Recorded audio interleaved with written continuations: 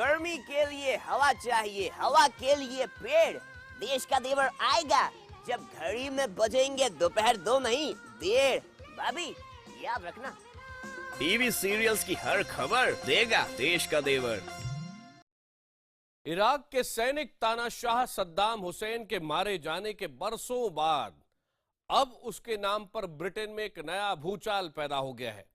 America में राष्ट्रपति पद की दौड़ में एक चेहरा सद्दाम हुसैन के फायदे गिना रहा है। सद्दाम हुसैन को मरे 13 साल गुजर चुके हैं, लेकिन ब्रिटेन का एक बड़ा नेता आज उस जंग की असली कीमत चुका रहा है। ब्रिटेन में युद्ध कमीशन ने यह पर्दाफाश किया है कि इराक सद्दाम हुसैन की सरकार को उखाड़ फेंकने के लिए 2003 की ब्रिटेन की सरकार ने देश की जनता से झूठ बोला, उसे अंधेरे में रखा और देशभक्ति की भावना का गलत इस्तेमाल किया गया। कहा गया कि सद्दाम हुसैन सिर्फ 45 मिनट में लंदन पर रासायनिक बमों से हमला कर सकता है, जबकि सद्दाम के पास ऐसे हथियार थे ही नहीं। और यह बात बाकायदा ब्रिटेन की संसद में बोली गई। वहीं अमेरिका में राष्ट्रपति पद के दावेदारों में एक ने यह कहकर सनसनी फैला दी है कि अगर सद्दाम हुसैन को अमेरिका ने ना मारा होता तो आतंक का चेहरा बगदादी आज इतना बड़ा नहीं होता, क्योंकि सद्दाम अपने राज में इराक में आतंकवादियों का सफाया कर चुका था। देखिए हमारी खास पेशकश, कैसे कहा इस इंसान ने कि तानाशाह अच्छे हैं।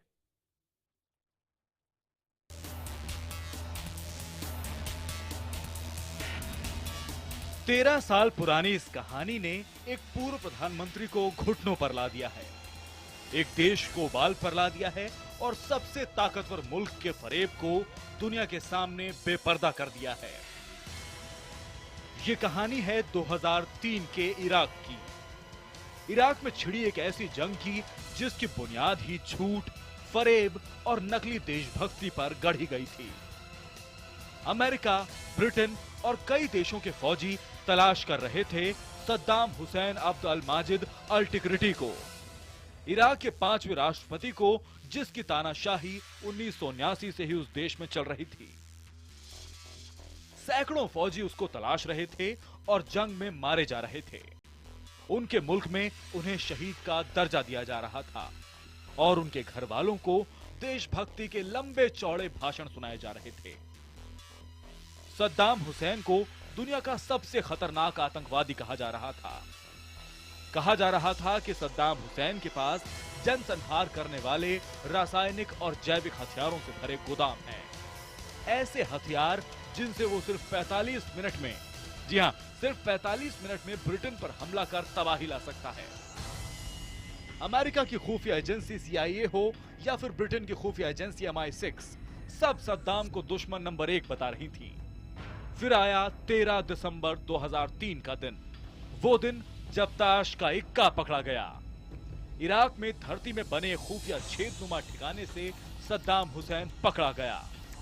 कभी आलिशान शौकत में रहने वाला ये तानाशाह एक भगोड़े की तरह धरती के नीचे छिपा पाया गया।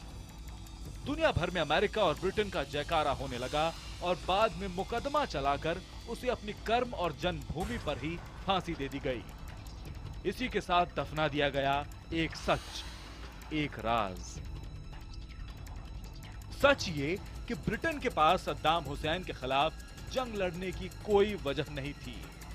सच ये कि ब्रिटेन ने सिर्फ अपने प्रधानमंत्री टोनी ब्लेयर की अमेरिकी राष्ट्रपति जॉर्ज बुश से दोस्ती निभाने के लिए अपने फौजी इराक में झोंक दिए।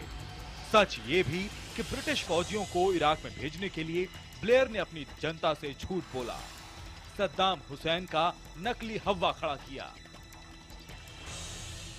सच ये भी कि टोनी ब्लेयर का यह दावा कि सिर्फ 45 मिनट में सद्दाम ब्रिटेन को तबाह कर सकता है मनगढ़ंत था, क्योंकि सद्दाम के पास एक भी रासायनिक या जैविक बम नहीं मिला। चिलकॉट कमेटी की रिपोर्ट ने सद्दाम हुसैन को मारे जाने को लेकर जो फर्जी कहानियां गढ़ी जा रही थी उनकी धज्जियां उड़ा दी है। 2009 में सर जॉन चिलकॉट युद्ध समिति ने 150 से ज्यादा लोगों से, गवाहों से बातचीत की और उनसे ये जानने की कोशिश की कि क्या सचमुच ब्रिटेन और खुफिया एजेंसियों के पास इस बात की सूचना थी या पुख्ता सबूत थे कि सद्दाम हुसैन के पास जनसंहार के खतरनाक हथियार मौजूद हैं। लाख टके का एक और अहम सवाल उठा, क्या सद्दाम को रास्ते से हटाने की वजह से ही सबसे खूंखार आतंकवादी संगठन ISIS का जन्म और उदय हुआ? ये रिपोर्ट साफ कहती है कि सद्दाम और उसके हथियारों का डर गढ़ा गया था। Well, isn't that but a lie or a conspiracy or a deceit or a deception? It's a decision. And no regrets. Responsibility, but not a regret for removing Saddam Hussein. America और Britain 2003 के बाद से ही लगातार ये रट लगाते रहे हैं कि इराक में सद्दाम हुसैन की सत्ता उखाड़ फेंकना सही था, क्योंकि वो एक शैतान तानाशाह था। लेकिन हकीकत तो ये है कि ब्रिटेन में जस्टिस चिलकॉट की रिपोर्ट आने के बाद से इराक जंग में मारे गए 179 फौजियों के घर वाले उल्टे उस वक्त के प्रधानमंत्री टोनी ब्लेयर को सबसे बड़ा आतंकवादी करार दे रहे हैं। He said yesterday that while he takes responsibility, he can look the families in the eye. Well, looking down the lens of a camera is not looking us in the eye. So, Mr. Blair, challenge accepted. I've thrown down the gauntlet. Come and look me in the eye. You want to meet him personally? तो क्या America की कमान में Britain ने भी Iraq में 6 साल तक नकली जंग लड़ी थी? वो एक ऐसे शैतान को खोज रहे थे जो दरअसल एक तानाशाह मात्र था। क्या ब्रिटेन के एक जुनूनी प्रधानमंत्री ने अमेरिका के एक जुनूनी राष्ट्रपति से अपनी दोस्ती निभाने के चक्कर में अपने फौजियों को बेवजह जंग की आग में झोंक दिया था? तो कहीं ना कहीं इस रिपोर्ट ने एक इंडिविजुअल सब्जेक्टिविटी, एक व्यक्तिगत का मतलब कि कितना बड़ा रोल हो सकता है किसी भी इंटरनेशनल घटना को मतलब कि शेप और रीशेप करने में, सैड एक्चुअली कि मतलब कि देश का एक प्रधानमंत्री अपने एक पर्सनल गेन के लिए, एक अपने पर्सनल कमिटमेंट के लिए एक पूरे रीजन को डिस्टेबलाइज करना, एक पूरे मतलब कि उसके कारण वर्ल्ड वाइड एक दूसरे किस्म के फिनोमेना जो डेवलप हो गई है। सद्दाम हुसैन हमेशा भारत का दोस्त रहा, लेकिन बरसों तक अमेरिका की, ब्रिटेन की आंखों में वो कांटे की तरह खटकता रहा। बरसों से लीबिया का सैनिक तानाशाह कर्नल गद्दाफी भी अमेरिका से दुश्मनी मोल लिए रहा। इन दोनों ही तानाशाहों को रास्ते से हटाने के लिए उन्हें पश्चिमी मीडिया ने बतौर खलनायक पेश किया। अमेरिका के राष्ट्रपति बनने की हसरत पाल रहे डोनाल्ड ट्रंप ने दरअसल इसी कमजोर नस को दबाया है। हकीकत तो यह है, इराक हो, लीबिया हो, सीरिया हो या कोरिया हो, हर इलाके में अशांति और खून खराबे की जड़ में वाकई अमेरिका है।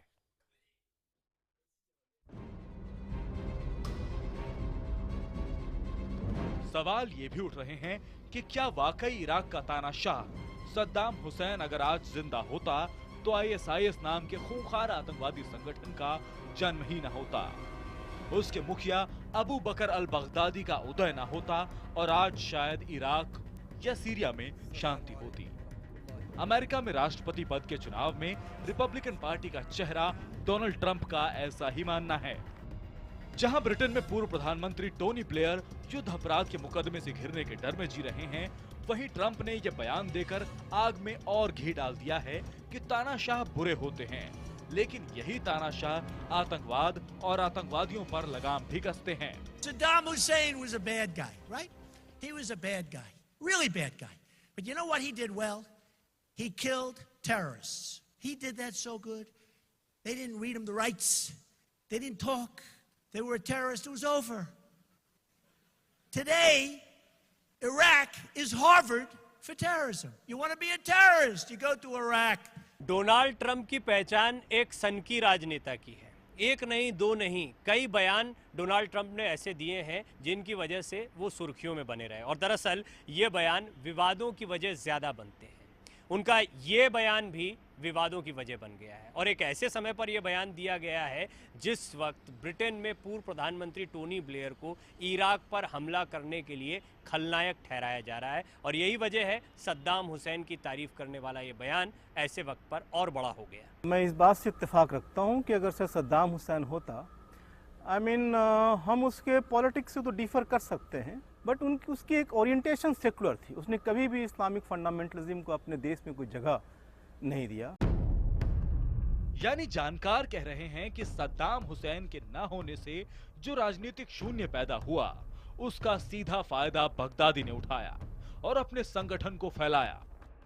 वैसे अमेरिकी राष्ट्रपति चुनाव में उतरे डोनाल्ड ट्रंप को सिर्फ सद्दाम हुसैन ही नहीं बल्कि कई दूसरे तानाशाह भी पसंद हैं। उन्होंने लीबिया के तानाशाह कर्नल गद्दाफी का जिक्र भी किया।